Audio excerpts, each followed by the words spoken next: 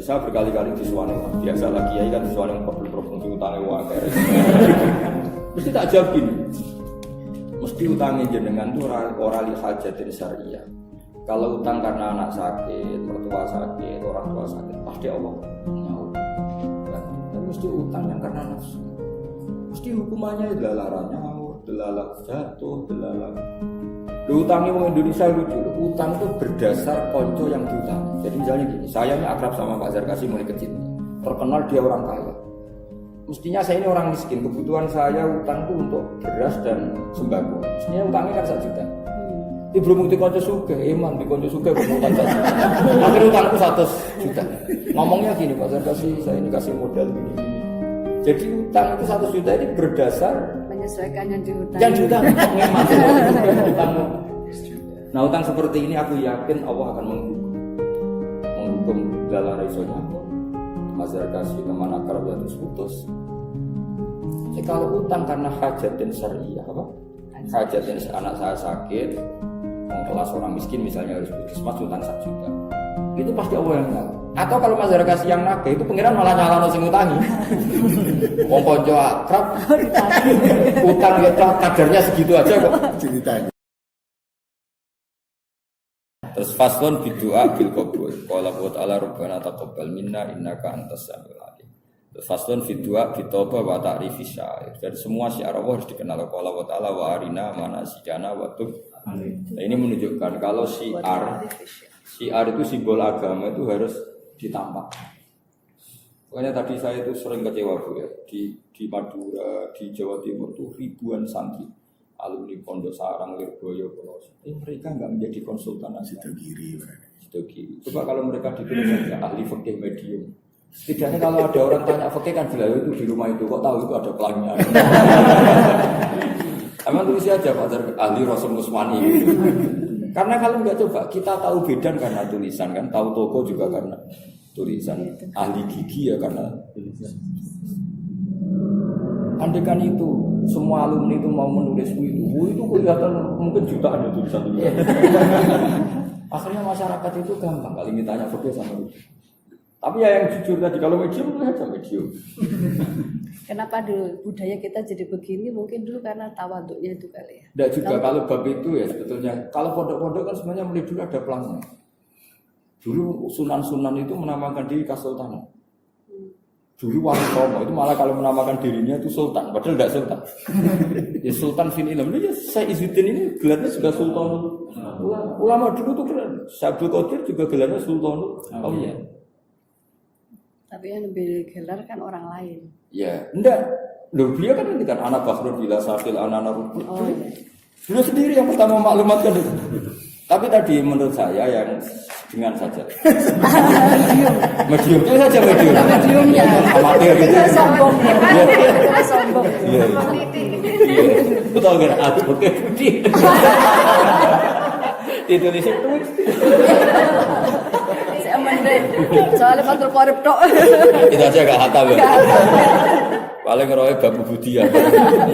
Amalnya mulek-mulek. Mulek-mulek. Mana Cina ya? Cina ya terus mulek-mulek.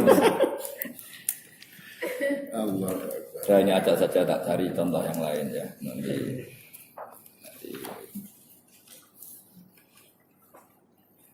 Nah sekarang ini masalah nahi mungkar. Nomor itu 188.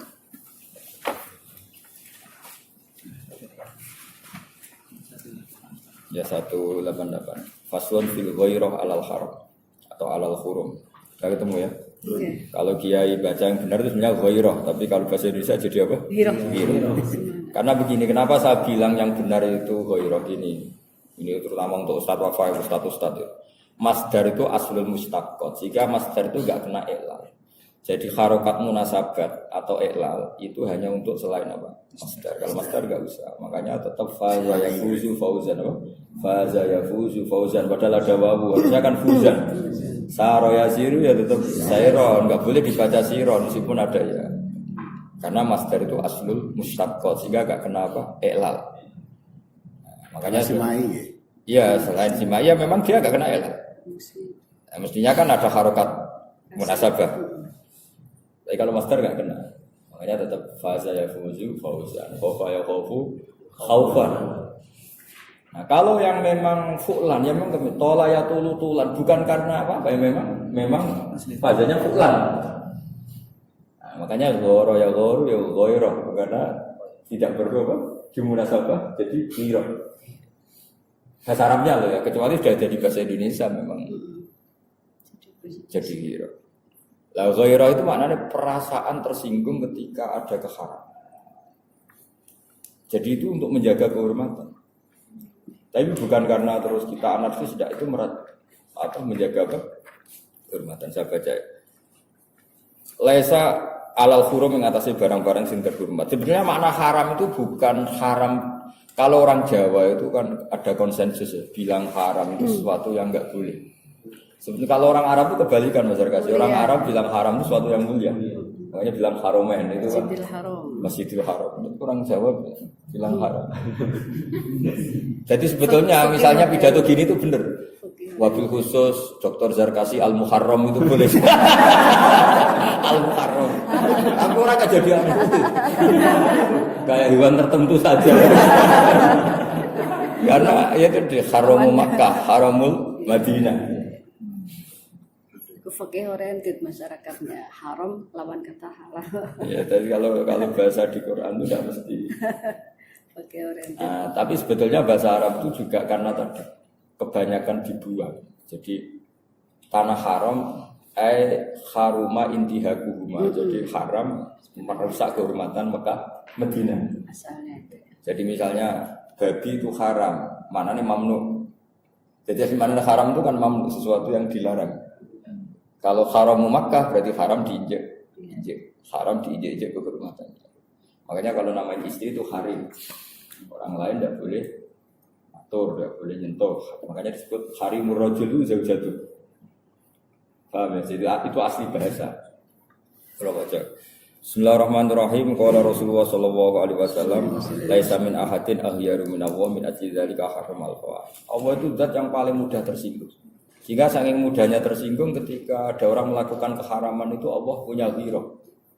Cek mentalane, mangan rezekiku, manggon bumiku kok aku dilanggar. Itu namanya apa? Namanya apa? Ghirah. Cemburu. Ya cemburu. Makanya kalau daftar jadi wali itu paling berat itu di situ. Allah itu paling gampang cemburu. Saya itu kalau berdoa, kok untuk pribadi itu jarang mandi. Karena kayak itu salah pengeran, mesti wong akeh egois kayak gitu. Jadi fikih saya itu memang hidup. Kalau di fikih kan hanya wa yukrahu doa lil imam misalnya biro apa madini, wa yusannu lahu madina kan gitu. Wa yusannu lil imam takmimud doa. Sehingga adat kita kalau jadi imam ummah dina di mana itu kalau sendiri ummah dini.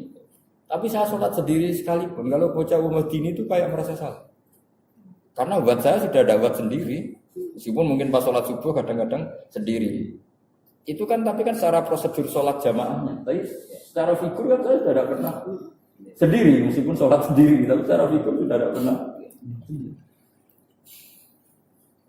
Jadi itu rasanya sudah tidak nyaman. Makanya tadi betul ya doa. Jadi kata beliau kalau sudah jadi orang soleh harus al-muta'addi, harus manfaatnya kemana-mana. Saya teruskan. Bismillahirrahmanirrahim. Ini yang penjelasannya musannaf. Al-ghairah alal haram ihsanun bisawni anil fawahish al-mujibah li'arid dunya wa naril akhirah. Ya, jadi ketersinggungan atau cemburu supaya haram itu tidak terjadi karena untuk menjaga fawahish al-mujibah li'arid dunya wa naril akhirah. Jadi misalnya gini, andaikan orang itu kancanan lonte atau kancanan WTS nyaman-nyaman saja, nanti nggak ada bedanya dengan kancanan orang afifah, orang yang terhormat. Meskipun kita punya cara untuk tetap baik supaya orang itu semoga tobat. Saya ulang lagi, kita tetap punya manhaj ingin baik supaya orang itu tobat. Tapi jangan lantas kita senyaman kayak kancanan orang afifah. Nanti nggak ada ghirah. Kalau nggak ada ghirah, nanti orang itu merasa nggak apa-apa. Saya pernah ditanya sama ya sudah kiai ya sudah alim tanya gini, Gus, Allah itu maha pemaaf, tapi kenapa misalnya copet, maling, lunte kok tetap jatuh di masyarakat? Bahkan di masyarakat yang orangnya itu nakal semua. Terus saya bilang, Allah sudah dengan tanda kutip ngancam lahum fid dunya khizyun. Jadi orang nakal itu di dunia tetap ada hinaan. Delalah jadi gunjingan, misalnya ada perempuan nakal, delalah satu kampung itu gunjingkan semua, terus dengan tanda kutip dapat isolasi sosial. Karena Allah sudah ngendikan lahum fid dunya khizyun. Copet juga gitu, malik juga. Meskipun Allah tetap ngendikan wa anibu ila rabbikum aslimun, tetap mereka pun dipanggil untuk kembali. Akhirnya apa? Ya sudah, kamu kondisikan apa enggak tetap terjadi. Apapun baiknya kita ingin memperbaiki mereka, tetap terjadi ada isolasi sosial. Orang pernah korupsi, lalu orang pandangan itu tidak nyata, karena Allah ingin menghukum. Cuma baiknya Allah hukuman itu la'allahum yarji'un, supaya mau kembali. Itu bedanya Allah dengan kita. Kalau kita karena dendam, karena macam-macam. Ya, Allah itu bagus, tetap la'allahum yarji'un. Tapi tetap harus ada hukum.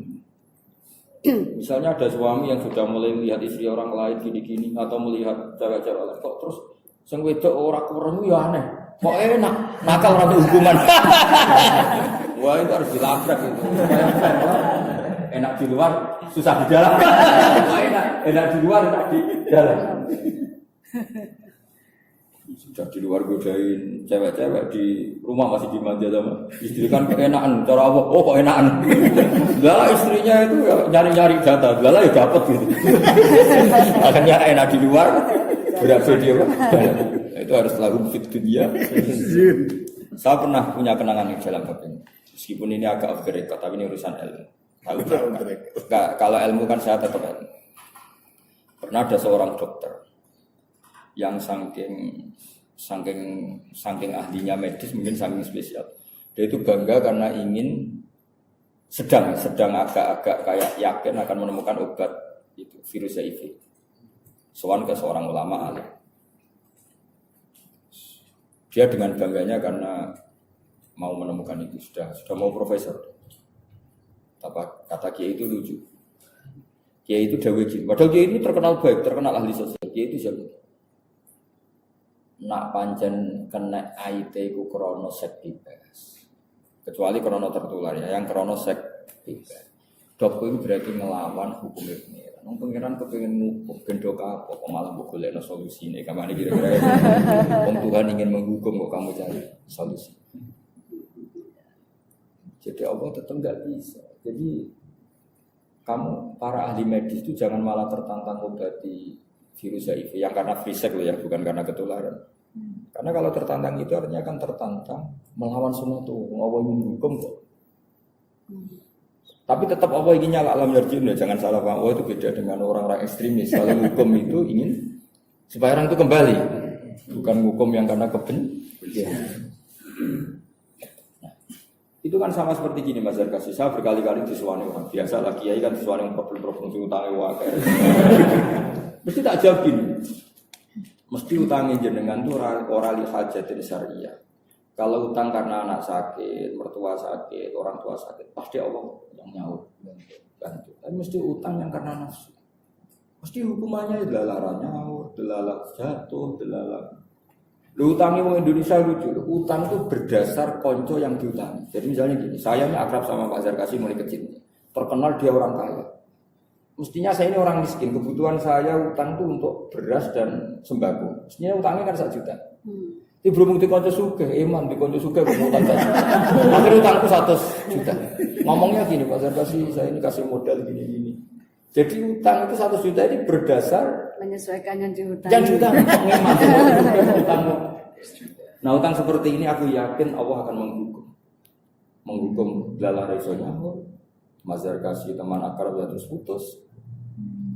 Jadi kalau utang karena hajatin syariah apa? Hajatin anak saya sakit, kelas orang miskin misalnya harus puskesmas utang 1 juta.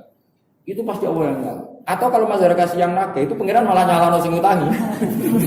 Wong kanca akrab utang ya kadarnya segitu aja kok ditagih. Fala dirotunilah.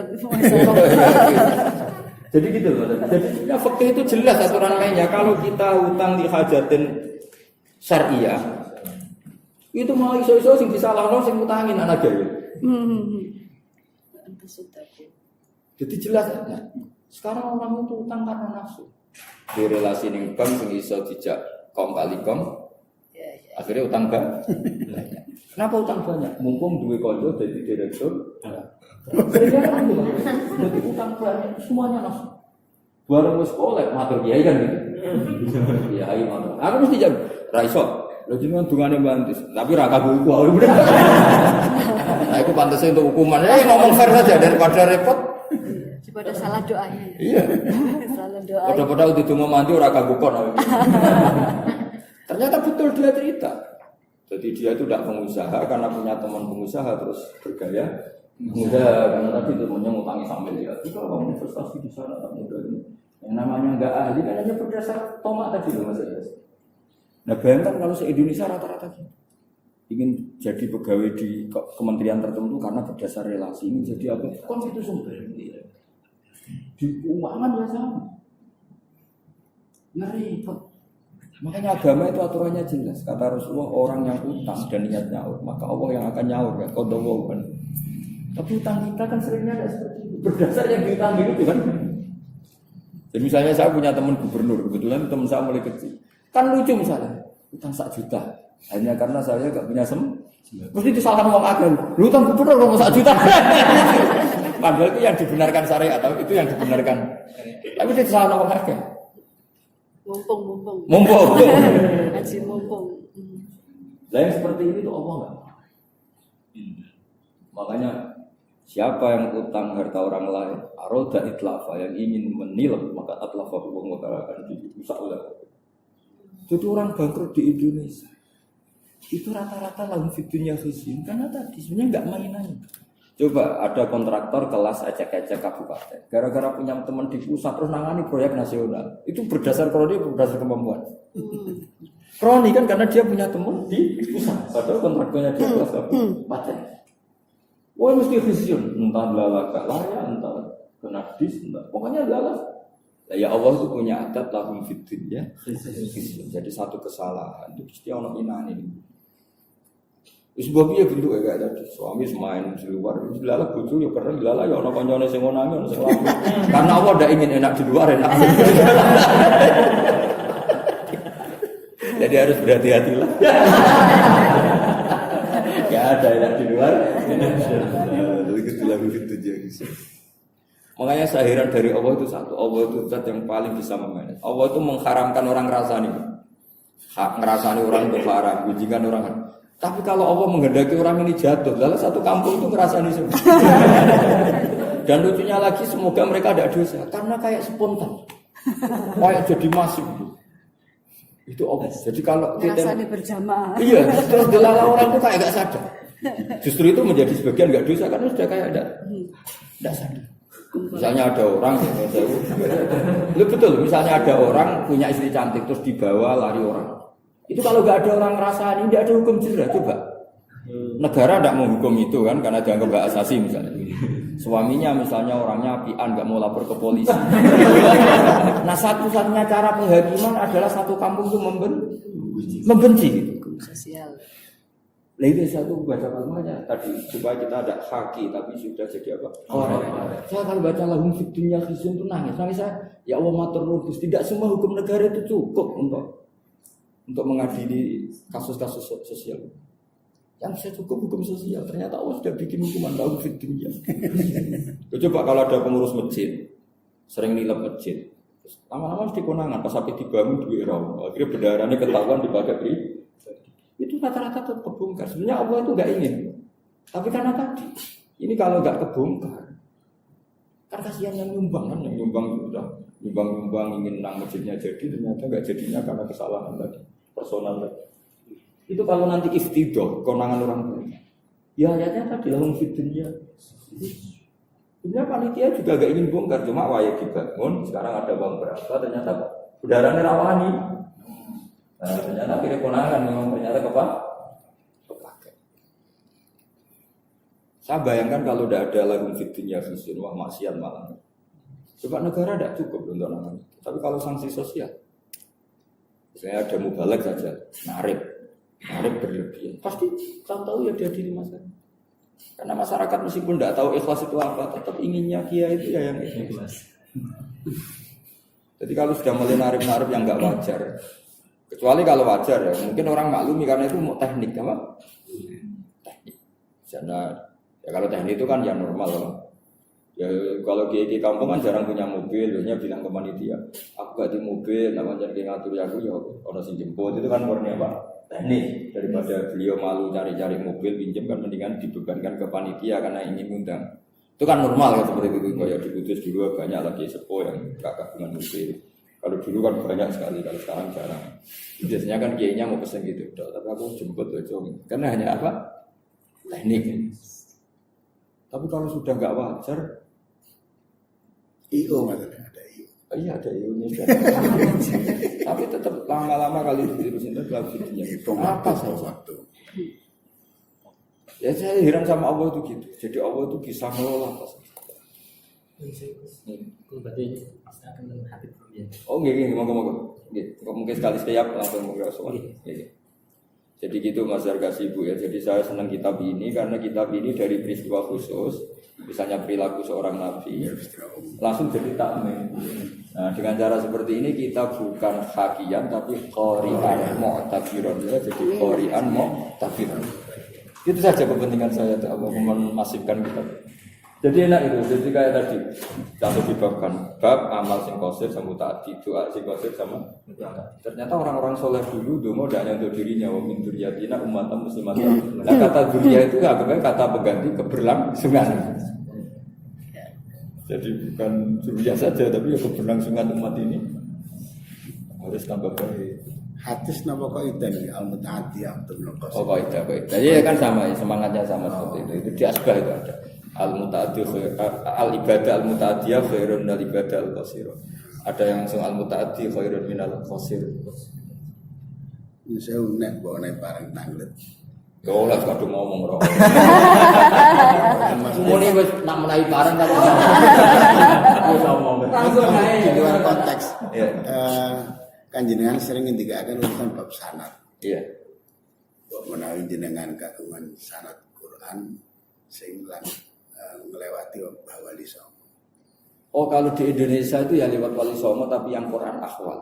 Kalau Quran Qiraah tidak mungkin karena dulu beliau itu tidak sempat ngaji Quran kayak dulu kan nggak mungkin lah dalam kondisi perang, kondisi yang nggak stabil itu nggak mungkin. Meskipun saya punya Qurannya Wali Songo yang masih tulisan pokok. Oke, maksud kaitannya dengan sanad sing sama. Oh tidak mungkin. Nggak mungkin. Secara teori tidak. Karena tadi saya nggak bayangkan kalau beliau itu sempat baca Quran kober awalnya tetapi pada saat itu kata laki yang jangan sering ngintikan. Iya. Tapi mesti nggak. Kalau yang Wali Songo setahu saya nggak ada sanadnya Barwani saya lihat nggak ada sanadnya Bapak saya. Akan langsung terus atau ini Arab atau enggak? Iya, karena nggak mungkin kondisi Karena saat itu. kondisinya. Jadi mereka punya kepedulian Quran tapi secara akhwal, seorang lagi secara akhwal. Karena nggak mungkin. Abdul bin Mas'ud yang pada akhirnya sampai Rasulullah aja mulafak. Beliau kenangannya sab'ina suratan. Padahal Quran itu 114. Karena nggak mungkin. Teorinya gampang saja. Ashabu Rasulillah periode Medina tentu tidak tahu surat Makkiyah. Yang Makkiyah nggak tahu Makkiyah. Jadi sebetulnya sanad di Quran itu mulafak semua. Mulafak itu tambal-tambalan. Makanya Asim dari Abdurrahman Abdullah Habib Abdurrahman As-Sulami itu langsung nyebut Ali, Utsman, Zaid bin Sabit karena satu orang tidak cukup. Jadi satu orang tidak cukup. Atau satu orang misalnya Al-Jami' li Kitabillah, kamunya yang nggak cukup, dia hanya ngajar kamu pas 3 juz lainnya sama kiai lain. Dan saat itu perang dan ribet lah kondisinya. Berjalan lah kan. Ya berduaan ngarangnya kan. Jadi ini gue majarkan. Saya sering bilang sanad itu nggak apa-apa mulafak. Karena kalau nggak mulafak nggak. Taruh saja misalnya Mbah Mun sekalipun, misalnya sampai ngaji Ikhya. Kadang 2 tahun, Nyun Sewu milih dia wafat diteruskan anaknya. Kadang santri ini dapatnya ya 2 kiai, 3 kiai. Saya beberapa kali pas bapak wafat masih punya santri. Itu banyak 115 sama bapak, terusannya khatamnya sama saya. Santrinya bapak. Ya bayangkan itu zaman Rasulullah. Bagaimana mungkin satu sahabat khatam kepada Nabi sementara menangi Nabi mu'sanaten misalnya ya. Atau aslama terus Nabi wafat. Saja sama Al-Farisi, Abu Hurairah, anak selama tahun sekian Hijriah. Kan nggak mungkin ilmunya sesempurna Abu Bakar ya. Aslama awalan nubuwah. Jadi kalau sanad ke satu orang kayak secara teori itu ya, secara teori itu nggak mungkin. Namanya mulafak gabung-gabung ditambah. Tapi tetap akhirnya sempurna karena itu memang dikumpulkan oleh Zaid bin Sabit itu dikumpulkan. Makanya jamul Quran sudah benar, yang jamu itu Abu Bakar karena Abu Bakar itu satu-satunya sahabat yang sempurna. Dia aslama awal nubuwah. Nah sebetulnya termasuk itu Sayyidina Ali tapi terlalu kecil. Sekecil. Nah, sehingga jamul Quran itu sudah benar riwayat Bukhari jamul Quran itu sebenarnya bukan Utsman tapi Abu Bakar. Karena dia paling otentik, menangi awal nubuwah. Dan tidak pernah minta. Makanya kata Rasulullah, saya tidak pernah mendawai seseorang kecuali ada nabak illa Abu Bakrin gitu. Kan tidak pernah mengalami problem Nabi. Kemudian Nabi pertama cerita kalau beliau Nabi langsung aman Nabi wasodaqoh itu hanya Abu Bakar. Sebenarnya termasuk itu Ali tapi itu kecil. Termasuk itu lagi dunia Khadijah. Bahkan dia iman ke bulan buah. Umur Khadijah umur 40, Nabi 25 itu dia mau nikah karena sudah ngerti ini calon Nabi. Kayak dengan ini calon orang prospek. Kalau enggak di prospek-prospek kan. Kok tahu. Terus kok tahu. Nah, jadi semua tarikh sepakat sampai Khadijah kirim Maisarah karena ini calon Nabi. Artinya kalau fair-fairan awaluman amanah mutlaqan sebenarnya Khadijah. Cuma terus ada hukum adab, maksudnya awaluman amanah minar rijal Abu Bakar wa minan nisa Khadijah wa minas sibyan Ali itu kan kompromi supaya orang itu merasa awal semua. Bisa bikin awal. Nah, sebetulnya kalau awaluman amanah mutlaqan itu menangnya harusnya Khadijah. Logikanya gampang. Pertama yang diciptain Nabi ketemu Jibril itu Khadijah bukan Abu Bakar. Iya. Jenenge bojo. Logikanya mutlakon ya. Tapi ulama dulu punya adab seperti minar rijal, minar nisa, minas sibyan. Jadi dulu sudah ada kearifan, ilmu pun diarif-arifkan. Sebenarnya ilmu kan tidak perlu begitu. Tapi ya ini kan etika. Sebenarnya kan, iya kalau fair-fairan jelas Khadijah. Yang pertama Nabi cerita dasyiruni, zamiluni, zaman itu Khadijah. Dan ketika Nabi lakot khasyitu ala nafsi, saya ini khawatir. Sudah kamu tenang saja, malah Khadijah sempurna. Ini saya nantikan lama. Jadi Khadijah cuma ngomong sudah jadi Nabi itu orang. Karena ditunggu 15 tahun. Karena Nabi umur 25. Jadi Nabinya umur 40, 15 tahun. Dari alamat yang didapatkan zaman Nabi Joko, orang Nabi-Nabi. Ini makan-makan. Aduh dinikahin. Sudah kadung nikah. Gak ada perkembangan. Jangan-jangan istri-istri kita yang evaluasi. Ini gimana ditunggu-tunggu. Terus ditinggal berbagi lungo. Jadi Khadijah itu sempat ini kok jadi Nabi.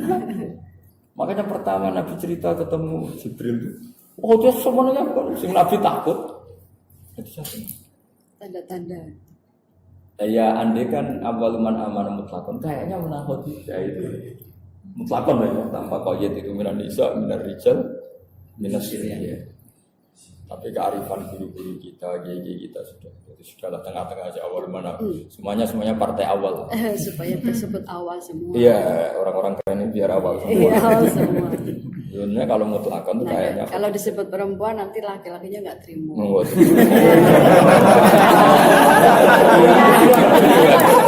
Sukanya gitu saja, sukanya gitu. Oh, jadinya gitu ya. Ini sudah tidak adil. Langsung jadi Korea. Kalau di bab itu cerdas. Bab itu cerdas. Yang gender. Kayaknya memang dohirnya gitu. Nah termasuk Waraqah bin Naufal sebetulnya. Tapi kan beliau gak menangi Nabi Dawud. Dan beliau juga plastik langsung. Ketika Rasulullah diajak ke Waraqah langsung bilang, wah sayang aku itu wajib. Sajanya aku ingin bela kamu ketika kamu diusir dari kaum kamu. Langsung menghentikan. Ya dia kan amanah. Iya. Gimana Samun? Oh emang langsung lewat sini? Dah Habib ya. Enggak. Dah Habib. Ya,